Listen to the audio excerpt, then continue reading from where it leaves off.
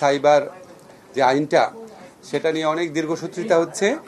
এই আইনটা নিয়ে আলটিমেটলি কী করা হবে সেটা নিয়ে আপনাদের মধ্যেও প্রশ্ন রয়েছে। আপনাদের শুধু একটা জিনিস জানাই, আমরা এই আইনটা প্রত্যাহারের বা সংশোধনের কাজটা করছে হচ্ছে তথ্য প্রযুক্তি মন্ত্রণালয়। ওনারা যখন আমাদের পরামর্শ চান আমরা পরামর্শ দিই, কিন্তু এই কাজটা মূলত তথ্য প্রযুক্তি মন্ত্রণালয়ের।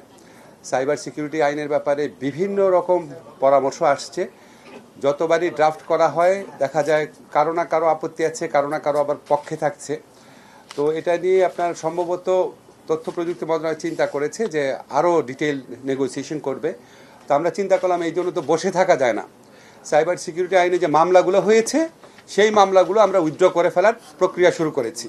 এটা তো মূল কনসার্ন, তারপর আস্তে ধীরে আরও কনসালটেশন করে সাইবার সিকিউরিটি আইন যেটা আছে সেটার সংশোধন অথবা বাতিল এই ব্যাপারে তথ্য প্রযুক্তি মন্ত্রণালয় সিদ্ধান্ত গ্রহণ করবে।